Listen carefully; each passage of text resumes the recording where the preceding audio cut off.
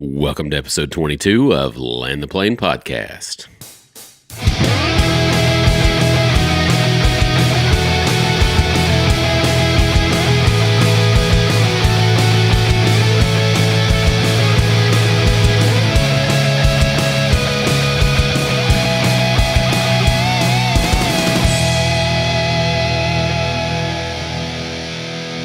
Hello, everyone, and welcome back to another episode of Land the Plane Podcast. My name is Dustin. I'm Jonathan. And we are back here in the podcast studios tonight, enjoying the evening. And if you're new to the show, we just invite you to join us. And it's just a show about two guys, two average Joes here. We're just talking religious things. I mean, I say religious things, but just life, the spiritual life. It doesn't matter where you're at in your walk. If you're a non-believer, new believer, long-time believer, we invite you in and hope by the end of it, maybe you just come a little bit closer in your walk with God. And so I'm excited about tonight, Jonathan. It's a good evening. Yeah. Great to be back in the flow of multiple podcasts. Yeah. Instead of like one every 6 weeks. Yep. So we got a special episode tonight. I'm back to refer to this episode as special again. Every one of them. Yeah. They're all special. We try to keep them different. Try to keep them fresh, but Keep them special. we do have a special guest tonight. Special guest Special guest. on the special podcast. That's right. I'm glad you're getting it. I'm glad you're on board with me. But I'll let you talk about that here in a little bit, Jonathan. But everything been going all right with you? Good. Yeah, pretty good. Getting into the new year and all those kind of things. Yeah. Well, we just finally finished up Christmas. we just got back. My wife's originally from Kansas City, so we went up there for our last Christmas celebration and had a good time. It was cold. It was cold, John. Well, I mean, it's Christmas. It's supposed to be cold. And I went outside. We were there Sunday. Whenever you're listening to this, you just have to get a calendar out because I don't remember the dates. I think it was like January 20th or something like that.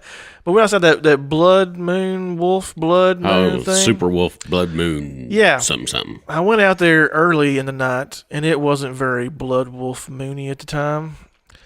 And then I went back out at like 10 o'clock, and it was cold. I mean, like single digits, and there was no moon. Like the clouds had covered it. Oh. And I was in a t-shirt and slippers because I was dumb. But, hey, I wanted to see the wolf blood moon thing, whatever, but it didn't happen for me. So it's what it is. Yeah.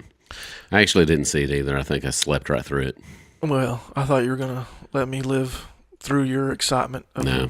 You got to go to Google and look for images. That's right. And just pretend. Just pretend. Like, Yeah. Get somebody to stand outside your window and hold the phone up or something so you can see the screen and pretend. Okay. Anyway. Yeah, sure.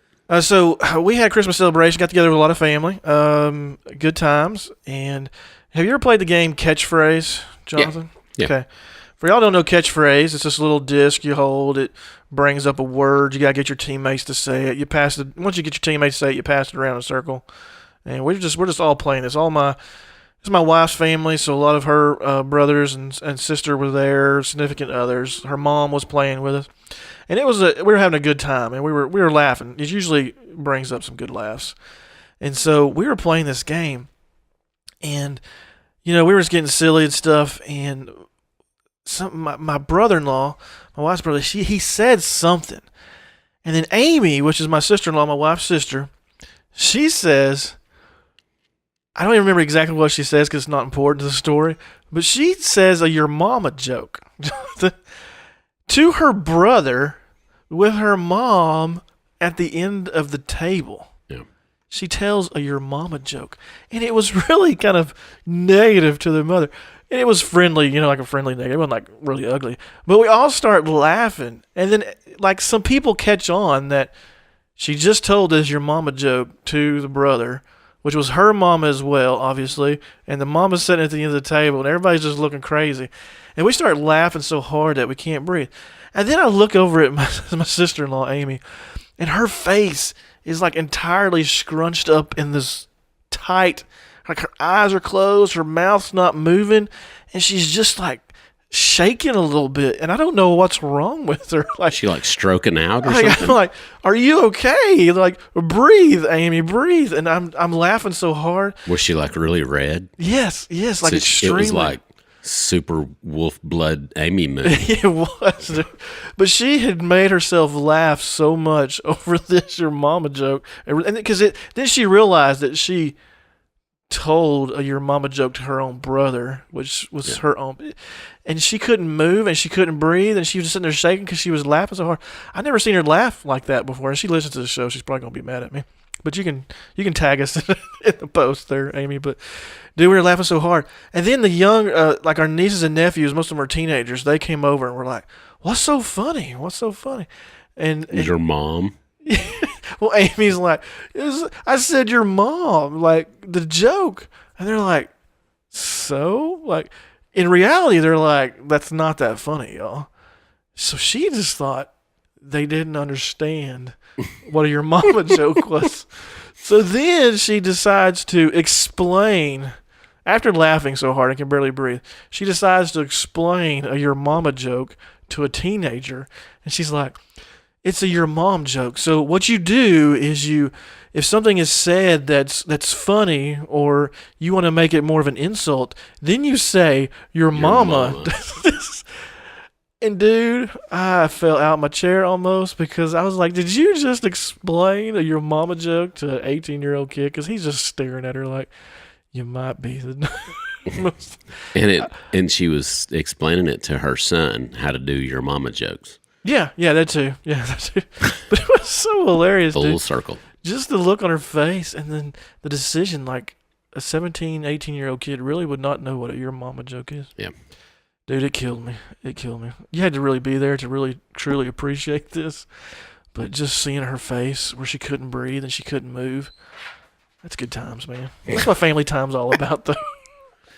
Laughing at each other. Sitting around a That's what table. family's about. Yep, sitting around a table, laughing at each other. Making fun of each other. Making fun of each laughing other. at each other. Calling your mama jokes. And I think, like, her son was kind of embarrassed about the whole thing. And he left the room for a while. Like, he had a friend there with him, and they left the room, like, for a good bit. So his friend looked at him and was like, "Dude, your mom." Your mom. Your mom explains your mom jokes. Dude, it was a good time, man. Had a lot of fun, though. Got back home. Good to be home. Get back in the swing of things, I guess. And keep on moving out, so. Actually show up to work. Yeah, You I know. thought about it. Go to work. Finally did. People taking 17 Christmas vacations. Hey, that's what a jealous person says. No way. You're right. So we do have an exciting show tonight. Yeah, we do. We are interviewing a guy named Jared Farley. Jared is at Henderson State. Is it Henderson State University? Yeah, Henderson State. And he works with the BCM there, the Baptist Collegiate Ministry. Actually kind of directs that, heads all of that up. So we're going to talk to him now. I know what you might be thinking, well, I don't have any kids in college. Actually, a lot of what we are going to talk about is preparation for getting your kids to college. So if you've got elementary school, middle school, you got kids at all, or you ever plan on having kids, you're definitely going to get some good information from this. Really cool interview, and let's just go ahead and go straight to that interview. Well, we are joined on the show tonight with by Jared Farley. Jared, are you out there? How you doing, man? I'm here, man. Love it. Thank you guys for inviting me. I think it's going to be a fun show. So, Yeah, Jared, make sure I get your title right. It's the Director of Campus Ministry at Henderson State University through BCM. Is that correct? that's it, man. I'm the campus minister here at Henderson and have been here about 5 years full time. And before that, I was 2 years as an assistant. And I also went to college at Henderson. So total, I've been in Arkadelphia since 2009. So it's been a little while. Golly, it seems like you can't let go, Jared. Is that the problem? He doesn't want to leave college. Sometimes people refer to it, right? It's like kind of a purgatory sometimes, but Arkadelphia. We don't have bowling alley, no movie theater. I'm doing the Lord's work out here. So if you guys want to come join me, just bring it on down. There we go. Yeah, so my daughter is, well, she's across the street from you, over at OBU. Oh, Yeah, I know. But she literally for Christmas asked for Walmart gift cards because there's nothing else around, like nowhere else to buy anything. Yeah. Like, okay, we can do that. For those listening that have no idea, Sonic, oh yeah, Sonic there. Oh yeah, But if they have no idea, Arkadelphia is a unique town because it has a college, two colleges, literally across the street from each other. yes. It's a pretty neat little. And setup. we're not saying that they're kind of across the street. They're literally across the street. They are exactly across the street. It's why did the chicken cross the road to get to the they- other they coulda college? be- Yeah. For sure.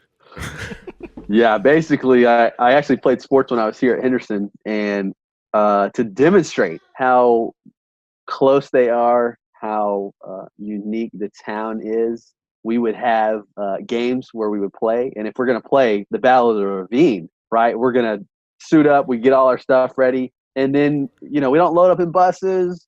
We literally walk across the street to the stadium to play the game. So that gives you a little taste of what Arkadelphia is like.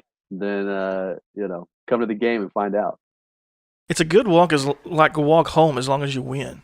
That wouldn't be a fun walk if you just lost the game and had to walk back home. Yeah, which For sure. like who normally wins that game? The all-time record is like separated by maybe 1 or 2 games. Wow. So That's pretty cool. It is a hotly contested. Yeah, it is. It's one of the oldest rivalries in NCAA football, and I think it's probably, if I were going to guess, literally the shortest rivalry as well. So we got some things going for us. Well, good deal. Why don't you tell Jared? Why don't you tell everybody? Because we have a wide range of audience that listens to this show. But why don't you tell everybody a little bit about what BCM is and what BCM does, and your role there at the college. Sure. Sounds good. BCM is a organization that is funded partially by the Arkansas Baptist State Convention, and so it is kind of a specialty organization that is on college campuses that works specifically with college students. And so that's kind of what we specialize in and what we do. There are about 12 campuses in Arkansas that have full-time campus ministers like myself. And those are going to be at major 4-year universities. So UCA, Arkansas Tech, Fayetteville, obviously, those, again, bigger established 4-year universities. And then we also have some campus ministers, either part-time or volunteer, that are on community colleges as well. And so we've got a building on campus at Henderson. Most of the BCMs have buildings they use. And one of the things we also do is we are partnering with local churches in our areas to help them reach college students as well. And so that's some of where our other funding comes from. And then we have some that come from alumni. But again, we have a presence on the campus. We work specifically with college students. Our kind of vision statement for all of our BCMs is grow, connect, and serve. And so those are the 3 main priorities that we have. We want to grow believers closer to Christ. We want to connect students to the local church, and we want to serve God's world through evangelism on campus. And then we do several mission trips throughout the year. Every BCM does those. So that's a little bit of a broad overview of kind of what BCM is and where we're located. Cool. Now, question: how similar is the BCM to what used to be like the BSU, like the Baptist Student Union? For sure. Basically the same organization. We just flopped the letter around in there. So not much different. Just trying to keep up with the times, I guess. So okay, just change the letter. But yeah, so we used to be called BSU back in the day. At some point, again, they switched it. BCM stands for Baptist Collegiate Ministry. And so BSU, I think, just stood for Baptist Student Union. So again, just kind of a name change, but it's maybe some of your viewers are probably more familiar with the BSU title, but it's same organization, just a little switch up with some letters there. Very cool. So, Jared, specifically, I know you said you've been at Henderson for many years and was a student there. But what really draws you to working with college students? I mean, what is it about that calls to you? Yeah. One of the biggest things is it's, I think, don't quote me on this or look me up, but there are, from what I remember, there are two times in someone's life where they are developing the most. And so the first age is from, you can guess, 0 to 2 years old. So obviously you're learning lots of fundamental things. You're learning how to eat, how to sleep, how to breathe, how to talk, all those kind of things, right? And then believe it or not, the second time in your life where you're developing the most fundamental nature of who you are is when you're 18 to 24 years old. What you do during that age, how you develop during that age, carries over for the rest of your life. And so, one of the main reasons why I work with college students and why I have a passion about it and why I want to continue to do it, hopefully for the rest of my life, is that, man, they are developing. And so if I can catch them at this point in time and I can disciple them, share the gospel with them, and develop good habits in their life, it's going to carry over for the rest of their life. And so that's a big reason. I think another reason is just, for me, just access to the campus, right? We have a lot of access. Students have a lot of time on their hands, whether they know it or not.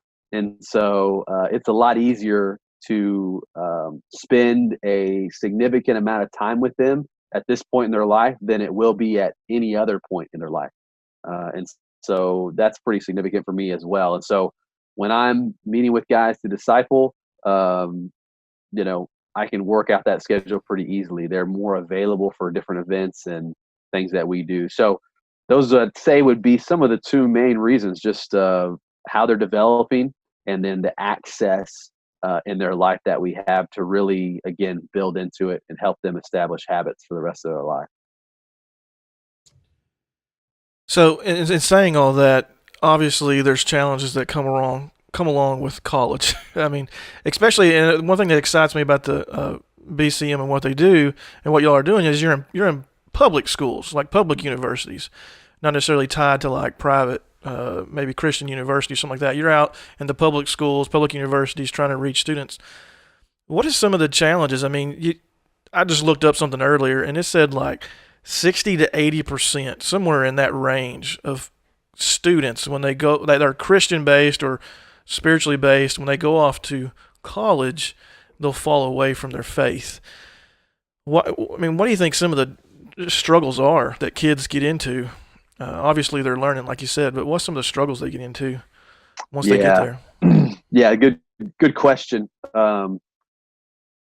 I think some of the main ones that I see, the first one that pops off for me when I meet freshmen, is just kind of goes along with what I said earlier, just the amount of time that they have now. And so as they were growing up, middle school, high school, they were really told what to do with most of their time. So if they're going to school, they're going to school from 8 to 3 or 4. They have practice, they go to practice. When they come home, they're under the supervision of their parents. And so their parents may have guidelines for them about what to do, what not to do, when you have to come home at curfew time, what you're going to drive, what spending money you have. So it's very structured, and you're under the careful, hopefully the careful supervision and guidance of your parents or your family unit. So the first thing that I see is that, man, when students get to college, that's really not the case anymore. A student that comes in as a freshman is probably going to take 15 hours of school. And so you can imagine now they're looking at their time and thinking, wow, I've got a ton of free time. And so what they do with that time and the friends that they make as they first come into school, especially their first 4 to 8 weeks in our college ministry, that's the most critical time in a student's life, their freshman year, their first 4 to 8 weeks on campus. And so the decisions they make then are going to pretty much shape the rest of their college career. And so what I find is that a lot of students with this time that they now have, and especially the freedom that they have, they start to make decisions that they wouldn't normally have made with the structure that they used to have. And so they are experimenting in the party scene. They're experimenting with the influx of guys and gals that come to college looking for relationships. Lots of them probably looking for sex. Again, and it doesn't even have to be that extreme. It could simply be, man, Sunday mornings, I hear this over and over again on campus, is that students came from a church-based background, but they just stopped waking up on Sunday mornings to go to church. And so they've just slowly drifted away from focusing on God and putting church as a priority. And so, again, I think that just comes with just this amount of time that they have. So that's one of the big things. And then, of course, some of those other things are, I think I mentioned it in that answer, but the temptations that you face in college are unlike anywhere else. It is an environment that is packed full with lots of bad decisions that you can make, whether that involves alcohol or drugs, whether that involves a girlfriend or boyfriend, whether that involves lots of campus idols, whether that's achievement or grades, or you find your identity in being popular, whatever. And so it's just a lot easier access here on the college campus. Again, especially like I said, when they come from a very structured environment, and they come to a place where, man, they're making a lot of their own decisions. That's where I see a lot of students get in trouble and get challenged in some of those things. It's kind of like that scene from Braveheart, when old William Wallace is up on the hill and he yells "freedom," or whatever, and everybody charges. It's probably, is that freshman It's coming either in like, day? it's either like that or it's the last scene when he yells freedom and, they're ripping his intestines out. One or the other. I don't know. Oh, right. Yeah. No, one thing you said there just about the time and the freedom to make choices and stuff. I remember, and this is so dumb, but I remember like the first night that I was in college. I went to college about 4 hours away from home.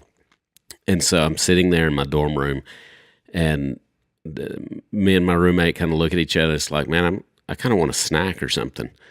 And so we get out and like just drove up to a nearby gas station and walked in, and I remember getting like some Fritos and bean dip, because when I was growing up, like I don't know, parents didn't like bean dip or something, and so I could never have bean dip. And I thought, man, I can get anything I want, and nobody can tell me that I can't. It was a really weird kind of moment there where I could. I mean, if I wanted a pizza, I'd go get a pizza. If I wanted this, I'd go get that. If I, whatever it was.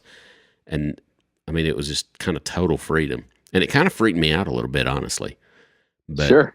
Yeah. Well, that's a classic college snack there. I love that. I kept one thing that I did a lot when I first got to college. I played sports, and so I was always hungry. And so a lot of times what I would do is when I went to the cafeteria, man, I would sneak all kinds of stuff out of the cafeteria. I would just load my backpack up with like cookies, bananas. Sometimes I would take milk and fill up some canisters with milk and just take back to my room. So I would have a stash at all times. yeah. Hey, when you're in college is when you realize the importance of free food. Yeah, I mean, That's right. for sure. Jared, let me ask you this, because I didn't have the most positive college experience in the world. In fact, I only went for a year, so just spoiler alert for all you out there. But when I showed up, I didn't go to school that had like a very big social life, so like even finding ththings to do sometimes. But I kind of had an issue with like loneliness and just being overwhelmed, because I went to a small high school, then you end up at a big college. Do you experience much of that and see that go through students and maybe?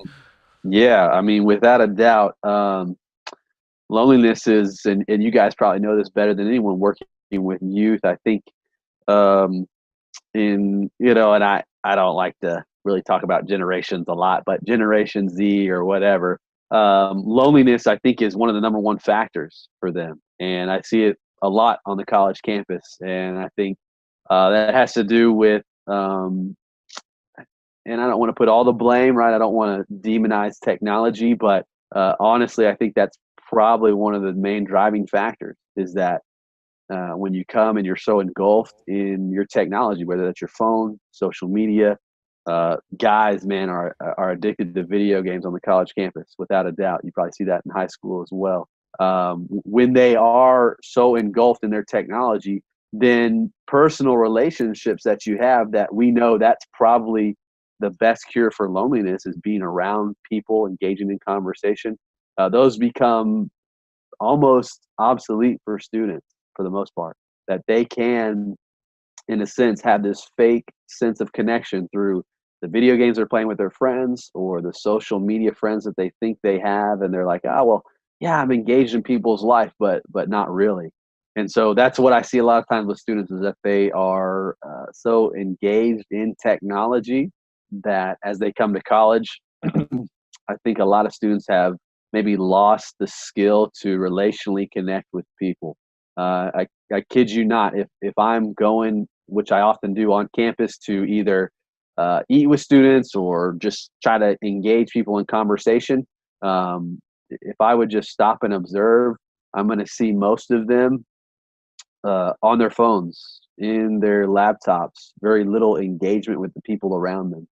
And so, yeah, loneliness is a huge factor. And again, I think technology deals with that a lot. So again, part of my role, I think, is to help students understand how to build real relationships and engage in a way that's disconnected from technology. And so at the BCM, again, one of the things that we do, and they do at several other places, is we have communities. People call them different things, but they're basically small groups that we try to, obviously, that's a large way we connect students to, so they can build relationships and be around the right people. And so, yeah, it's a great question, but loneliness, man, is definitely a plague on the campus for sure. So it sounds like a good way for parents to start, working on preparing their kids for college, whether they're in, middle school, junior high, high school, whatever, is to kind of start working toward those kind of things now. Put the phone up for a while. I know sometimes we would make our kids like, okay, for the next week, there's no texting. Like, you actually have to pick up the phone and make a phone call instead of texting or something. They hate that. But just trying to build some of those kind of things in. Maybe we can, what are some ideas that you guys could come up with to kind of help parents do that? Got some thoughts? Come on. Well, now you made me think of something when you were talking about that, and it's a thought too. Is my son, my oldest son, they, like when I was young, we would always, we'd hang out at each other's house. Like, it was typical for like 4 or 5 of us to gather at somebody's house and hang out. Even if we stayed up till like 4 a.m. and fell asleep, woke up at noon and went home, like we'd hang out together. And my kids don't do that as much. Like, I don't see that desire to do that as much. And I asked my son about it one time, and I said, why don't you do that? Like, why don't you have friends over? Why don't you do this or what that? He said it's actually better for them to be at their own houses, so they can all get on their video games, Xbox, PlayStations, or whatever, and play online with each other, because that's what they want to do. That's how they socialize, and instead of being in contact with each other. So, I think it's just, for me, there's encouragement of unplug and go hang out, invite the friends over, do something outside, those types of things. Even at an older age, that's something I try to do, is just to get them to spend time together instead of just talking over a microphone like we're doing right now. Yeah, I think that's a great idea. I think some simple things, man, would be, and some people may already incorporate this, and this may sound, real simple, but man, eat dinner together and just institute a no tech policy. So we're going to sit down for 30 minutes to an hour. We're not watching TV. We're not having the phones out, and we're going to do this consistently. And we're going to talk to each other face to face, ask about each other's day. I think setting a limit, and again, right, I'm not a parent yet, but I'm around lots of college students, and so I feel like, in a sense, I'm parenting some of them. But setting a tech limit for how much time we actually spend. I do that for myself, right? If I find that I'm spending too much time in technology. I'm going to limit it. And so, man, an hour, 2 hours a night where it's like, hey, we're tech free. So you can read a book, you can invite friends over, we can play a board game together, whatever it is. If you can just start incorporating some of those little things into the home, then that's just going to help, because how this connects to when a student goes to college is that if you start incorporating that time, then it's just going to help them be more socially ready to develop good relationships, right? That's the main thing that I think I see technology robbing college students of, is the ability to make good relational in-person connections with people. And so no one's coming most of the time to seek you out in college, right? If you're in your dorm room as a freshman for the first week or two of school, there's events for you to go to, but no one's coming to knock on your door to bring you to the event. You have to be purposeful in seeking out those relationships. And so, man, you guys are right on. If you can start to help your kids, help your students develop skills to relationally connect with people and build relationships apart from technology, then you're going to set them up for success, that when they get to college, they can start to build those relationships with confidence. That's pretty cool. Yeah, for sure. Now, let's flip the script a little bit and go to those, Dustin likes flipping scripts. Flipping scripts. Mainly because he likes to say, let's flip the script. Let's flip the script. Phrase right there, baby. Okay, you've got, we've talked a little bit about those kids that may be a little lonely, those types of things. Now, as far as like, there's just some kids that come in that's been very social all the way through school, maybe popular, I don't know, whatever the answer is. And we know the kind of kids that we weren't. Exactly. Well, Jared probably was. I mean, he's a cool dude. I was saying me and Dustin, yeah. But you get into the dangers you talked about earlier, you mentioned earlier, alcohol, drugs, sex, relationships, whatever. You go down those lines.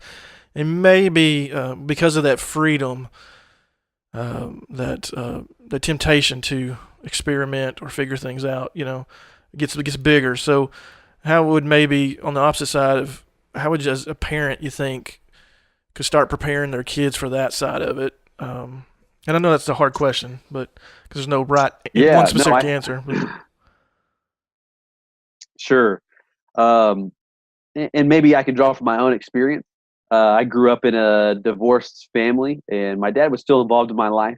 Grew up going to church, but man, it was never really a motivating factor in my life until probably my junior year of high school, when and that's another story that we can get into another time. But basically, God just met me at a church service and changed my life. But what would have helped me, because I did a lot of things in high school that I didn't want to do, involving alcohol, drugs, the opposite sex. And so part of what would have helped me, man, is that my parents would have opened up some dialogue with me about that.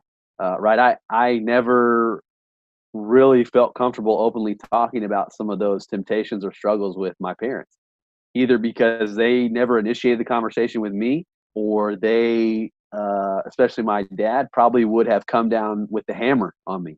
And so, again, I never felt comfortable doing that. And so I think even opening up the dialogue and helping students, if you're a youth pastor or if you're a parent, man, just being open and honest and trying to communicate with your students. Hey, I know you're going to face some of these temptations. Like, man, are you tempted to go to these parties? Like, are you, right? I mean, just being open and being graceful with the students in your life, and helping them feel comfortable talking to you about it, where you're not going to come down super hard on them.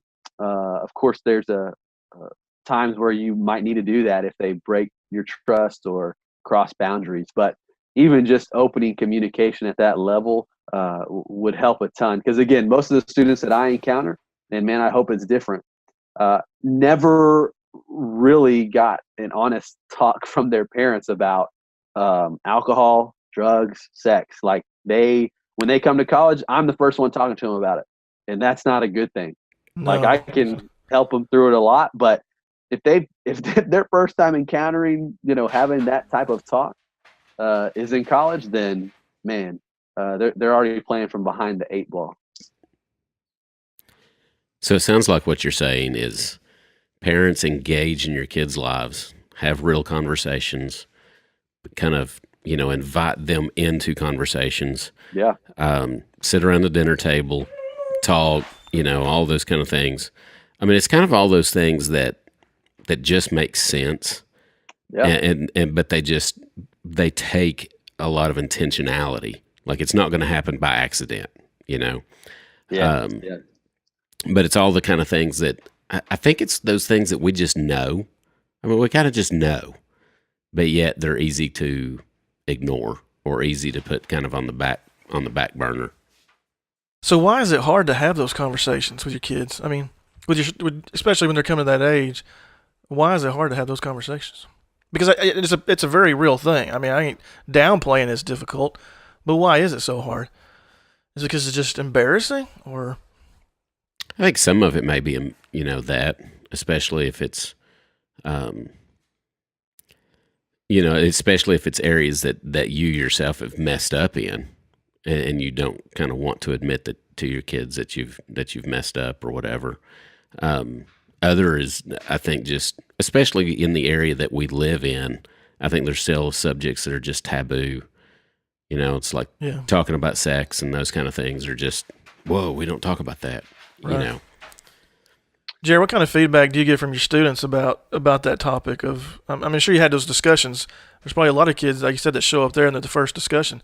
Do you ever feel like, do the students say, "I wish my parents would have talked to me about this stuff"? Oh, all the time, man, all the time, and even more than that. A lot of these topics that we shy away from, like sex, drugs, alcohol, some of these big temptations that a lot of students face in high school, but also are going to face incredibly more in college. I've had the reaction lots of times that the church is just really not doing a great job engaging students' minds with that, right? So we did a series a while back that was called "God Loves Sex and Other Stuff You Don't Hear in Church." And right, the truth and is, it was amazing how many people showed up. Oh man, we had our biggest semester ever. It was booming, my man. So, and you can see why, but there's truth in that statement that I don't know if I've ever heard that in church. And most of the students that come, and I'll just take the sex thing just as an example. Most of them say, "Yeah, I've heard my whole life, like, yeah, sex is bad, and don't do it until you're married." But that's the most depth and talking to that they've gotten from church in general. And so they don't have the depth of an answer to really give when push comes to shove. They really can't explain it more than that. Well, just the Bible says so. And I'm not saying that's a negative answer, right? We do a lot of things because the Bible says, but there's a deeper and more robust answer than just the Bible says, so I'm not going to do it until I'm married. And so students want to engage with truth on a deeper level that sometimes, and again, I don't want it to whitewash all churches to put them in the same category, but man, I encounter that a lot with students, is that, man, they just haven't had a lot of depth of discussion with some of these topics that they want to talk about, but man, they need someone to engage them with the topic on a deeper level.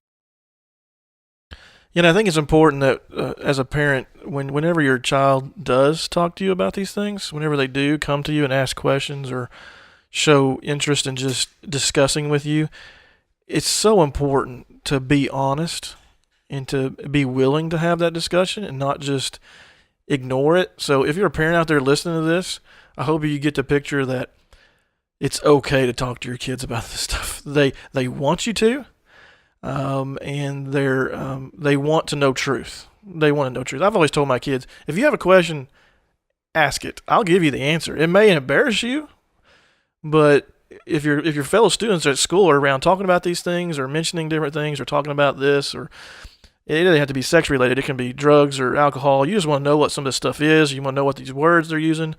Ask me. I'll tell you what it is. You might be embarrassed, but we'll have a talk and I'll tell you what it is. Yeah. And honestly, embarrassing your kids is sometimes fun too. Yeah. It's one of the prizes of being a parent. Yeah. You just get to bring up things and talk about things and just to watch them start, you know, getting a little sick to their stomach or something. Yeah. No, that's good. And I actually just want to mention one other thing along those lines. I kind of feel compelled to say this, but just for the parents out there, again, I'm not a parent, but this has had a real effect in my life as I've gotten older, is that, man, I would hope that parents could, like you guys are saying, man, be honest about the mistakes that they have made in the past, and help your kids, or again your students in your group, see that, man, the gospel is a need, and that is one of the main keys of it. That, man, we all make mistakes. I was not perfect in this area, right? And so I want to share my struggles with either my child or the student in this group, and show them, man, that, man, the gospel covers over that, and you can relate to a certain level in an appropriate way, right? Obviously, but I think that goes a long way. That, man, that I know that, oh man, wow, my dad really struggled with this as well. He's or my youth leader, gosh, he went through that, like some on some relatable level, so that we can help them, and it helps them be more comfortable sharing, right? Just being honest about sin in the places we've struggled went a long way for me, and I know it does for my students, because, man, I talk constantly with them about, and I mention it all the time if I'm meeting with guys, about, man, hey guys, when I was in college, pornography was a great struggle for me, and so just being open and honest, man, it just brings out great conversations with people, for sure. Yeah.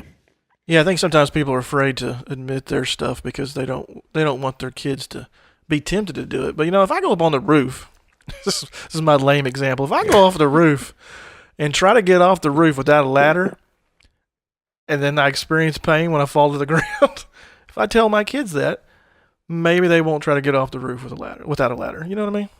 Yeah. For sure. Yeah. Sometimes they learn from your mistakes and can move on. Yeah. But they're going to make mistakes their own, obviously, too. But Oh, yeah. And like one, I think it's Matt Chandler that says this quite a bit. It's basically like when we mess up as parents, or, we've messed up in the past, or currently with our kids, we mess up. Like every one of those times is just a really good way. It's like a good example of being able to teach them about grace. It's just like, hey, I messed up, and Yeah. I had to receive God's grace and mercy on that, and I know that He's going to cover it. And here's what I've learned from it. So I mean, it's failure is always an option, and according to the MythBusters anyway, and it's, we can use that. We can use our mistakes, because like I said, it does make us more, even in our kids' eyes, more relatable, and all those kind of things. yeah. So Jared, I think we've taken up a lot of your time. We don't want to keep you on here too long. We know you got important stuff to do, but we have this thing on our show where towards the end we land the plane. Hence the name. All right. So we kind of almost It makes sense. There you go. Kind of just to wrap it up in this, we'll call this landing the plane. Just kind of one last quick question for you. Hey man, is there anything out there? I'm just thinking about parents that already have kids, and I hope if there's any parents that you're listening to this podcast, it doesn't matter if your kids are like 4 or 2 or they're 18 or wherever they're at in their life, or if you don't have kids. I mean, hopefully you have a prayer life. You can pray for our students, but anyways, in saying all that, if a kid is in college, is there anything that the parents, like, because they're usually separated, they're removed from the situation, what are is there anything that you could maybe suggest to parents that the kid's already there, something to look for, warning signs, concerns of maybe that their students need help, or they might need a little bit more than what they're getting, and again, no one answer, but Sure. just want to throw that out there. Yeah, I would say, man, asking good questions is just a great habit to get into. And so if you are involved in your student's life, again, it's going to be for sure less as they go to college, because part of that process means that you are releasing some responsibility and letting them become adults in a sense, right? That's what I hope college does for students, is that it helps form them into adults. And so some of that responsibility is of course going to be on them now. But as you're asking good questions, man, you can tell, if you're saying, hey, have you found a church yet that you're involved in? Right? I mean, Mhm. that's just one of the easiest questions you can ask. And you can tell if they're faking it. You can tell if they're kind of dodging the question. How is your spiritual life? Tell me how I can pray for you. Right? Asking these questions and listening well, and not reacting with judgment when they say, and hopefully they be honest with you, not reacting against them strongly, but man, coming beside them with grace and helping point them towards Jesus is definitely the best thing and possibility that you can do. And so I would say that's one of the main things, man, is just continue to stay involved. It's going to be to a lesser extent, but ask good questions. And as they give you answers, you can probably tell where they're at. And so if you can sense that, man, try to help them, push them towards good community. But also know, to a certain extent, no matter how much you want your students, um, connected to a church, connected to a BCM, growing and thriving spiritually, almost at that point in their life in college, it's starting to be their responsibility. And so you're not going to be able to force them to go to church. I would say don't try to force them to go to church or force them to go to a college ministry, because that usually backfires. Uh, every year, again, kind of a funny story, I get calls from parents, and I take them. I love the calls. The parents say, hey, my son's there. He's coming. Can you connect with him? Can you reach out to him? And I say, I can, but only if I can tell them that you called me. I'm not just going to randomly talk to a student and say, hey, got your number somehow and want you to come to what we're doing, right? No, I'm going to say, hey, your mom is concerned about you and she wanted me to reach out to you. And so, again, some of those things are going to fall on them. So I guess, and that answers your question a little bit, but the real answer to the question is, what are you doing before they get to college so that when they get there, they are ready and equipped to be involved in a local church, be involved in a campus ministry, continue to pray, continue to read the Bible, and hopefully start to share the gospel with people around them. Because if they're in college and they're dropping out of church and they're not following God, then there's other factors besides them just going to college that contributed to that. And so I guess that's kind of the answer within the answer. So hopefully that's some good stuff for some people to chew on and think about as they send students or as they prepare, to send eventually in the future. You mean what we do as parents while kids are growing up impacts what they do when they get to college? Shoot. That's what Shoot. some parents, I think, don't realize maybe Yeah. when they call me and say, hey, my son really needs to get involved in this. And I'm like, yeah, he does, but You're about 10 years too how much late. conversations were you having with him?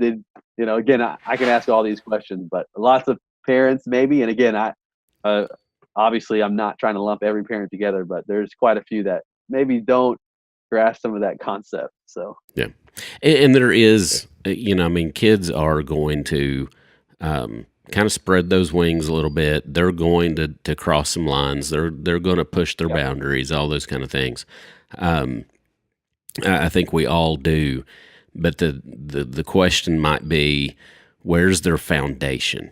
Like, do they have a pretty decent foundation that they're going to come back to, or are they going to kind of spread those wings and then there's nothing below to catch them? So, man, that's all good stuff, dude. Yeah, for sure. Jared, the first time we met was actually at Camp Siloam in Siloam Springs, Arkansas. I was up there with a group of students. Jared was there speaking several times, did a great job, really impactful. But Jared, I'm sure that you look for opportunities to speak to different students and stuff across the state or wherever you can. If somebody out there was listening and wanted to maybe get in touch with you about a speaking engagement or anything like that, is there a good way for people to reach out to you that maybe could do that? sure, yeah, definitely. Probably won't give out my cell number on the podcast, even though I don't mind that. But probably email would be the best way. I mean, or Facebook message, whatever. A lot of people get in contact with me through that. But my email would be a good way to do it, and it's real simple. It's ja.farley, Farley, @hotmail.com. gmail.com. Haven't updated the Gmail yet. I'm a college minister. That doesn't make a lot of sense, I know, but still on the Hotmail train. Sporting so, the Hotmail. Go ahead, shoot me an email, and I'll get back to you for sure. All right, Jared. Well, we really appreciate you spending time with us and coming on. Lots of good stuff there. I think it'll help out. So we appreciate it. I don't know if you can hear I don't know if you can hear the dog back there, y'all, but the dog is gone crazy. Yeah. Man. Do you hear that dog, Jared? Yeah, I hear it, man. Not a happy camper right now. So No. All right, Jared. Really not going to be a happy camper when I beat her. Just kidding. Well, man, just love you kidding. guys. No phone calls about that. Yeah. No emails. For sure. Yeah. Oh, yeah. You're going to get attacked for that one. But, man, love what you guys are doing with the podcast. Thank you guys for your service to students in our state for sure. And love how you guys model ministry with them, and just love hanging out with you guys. So keep at it, and really appreciate you having me on the podcast here. Yeah, man, we'll have to do it again sometime. Really Absolutely. Dude, I appreciate it. We'll holler at you later. Sounds good, man. Dude, man, I don't know about you, but that was pretty awesome. I thought just kind of the down to earth, practical kind of stuff that we just heard. Yeah, for sure, man. And it was cool because I think Jared just got that firsthand experience of being in the midst of it. You know, he's had conversations with kids and students that, like we mentioned in the interview, like a lot of parents haven't had a chance to. So what he's speaking is what he's experienced and what he's lived, and what young people are telling him. And so for him to share that information with us, especially to parents out there, I mean, there's so much value there, you know, for sure. Yeah, and I think, you know, one thing that I thought was pretty cool about it is that it's not necessarily some big complicated thing. Yeah. You know, it's talking to your kids, building relationships with your kids, helping your kids build actual real relationships with you, with others, all those kind of skills that we kind of know we're supposed to build into our kids anyway. And it's not really that hard. It's just, it takes a lot of intentionality. Like it's, you know, you just got to do it. Right. And don't be intimidated by it. You know, it's going to be uncomfortable at times. It's going to be, what am I supposed to say? What am I supposed to do? How am I supposed to respond, man? But yeah, just so much truth there to just be honest, to be open, to be willing to have those discussions. That just goes so far. We're not always going to have the right things to say. We're not always going to put on the right mask to wear, I guess, at the time, you know, to look perfect or anything like that. And that's not the goal. The goal is to be truthful and just to share. And man, some of that stuff, I think this is one of those, for me, you know, having kids who are getting closer to that age, and younger kids as well, is I think this is one I'm going to go back to and listen to a few times, you know, down the road, because so much good information there. Yeah, and I'd actually be interested in hearing from our listeners, like maybe some ways that they might encourage their kids to, you know, developing those relationships with others, how to actually carry on conversations with real human beings, face to face, those kind of things. Maybe some examples of that, like how they might help their kids to get that. Yeah. Instead of, you know, when I think of that, I just think, oh, I'm just going to throw the phone away for 3 weeks and, you know, kind of jump off the deep end there. Yeah. But maybe what are some just maybe even fun examples of trying to teach our kids the value of one-on-one, you know, conversations and just that kind of thing, like actually seeking out real life friendship, you know, all those kind of things, instead of just relying on social media, the screen, you know, all that kind of stuff. Yeah. So what are some ideas around that? Help Yeah. each other out. Yeah, share them with us on Facebook or Instagram, wherever you follow us at. Throw it out there, or send us an email, and we'll help you share it. And two, you know, if you've had kids make it through college, if you had them go through that process, maybe even share some of the ups and downs that you experienced. Yeah. Just because, I mean, we learn by example. We learn by what others before us went through and experienced. And so That's information you don't need to keep to yourself. Yeah. Share it out there. Well, even just like Jared was talking about community. I mean, the students need community to walk through this time in their lives. Parents need community. We need each other. We need each other to kind of bounce each other. That's pretty funny. Bounce ideas off of each other, those kind of things to help each other out. Yep. For sure. Well, I think that wraps up the show for tonight, Jonathan. What do you think? I totally agree. Why don't you give the folks some good information about following us? The rundown here. The rundown. Have notes. Hey, if you do listen to the podcast, maybe this is your first time, maybe you don't know where to find us, or maybe you've been listening for a while and you just haven't joined us yet on social media. You can find us on Facebook and Instagram, both at Land the Plane Today. Just give that a search, you'll find us. Of course, on Twitter as well, at Land the Plane 247. We do have a website out there where we post stuff, and that's www.landtheplane.today. A little different, so just keep that in mind. And always, we'd love to hear from you through an email, or if you have a show idea, something you want to share with us, we'd love to have that too. So you can always email us at landtheplanetoday@gmail.com. If you haven't subscribed to the podcast, please do. Go out to Apple Podcasts, iTunes, Podbean, Google, wherever you find podcasts. Go out there and give us a listen. If you don't know where to find podcasts, we do have a new way you can listen to the show. You can go out to YouTube. Just go out there and search Land the Plane Podcast, and you can check out a video version of the podcast. It doesn't show our faces. It just has a screen that's up there the whole time. Thank goodness. But you can listen to the full audio of the show there on YouTube as well. So we hope you can subscribe there and give that a follow as well. We'll have some little bonus videos up there every once in a while too. But man, I enjoyed this interview. I'm gonna be thinking about this one for a little bit. So Yeah, good stuff. y'all, let us know what you thought. We want to do more of these interviews, and anything y'all share with us, we would love to hear and continue to grow in that process. So that's it, Jonathan. I think you can play the music. Get us out of here. Let's get out of here. Thanks, guys. Bye, y'all.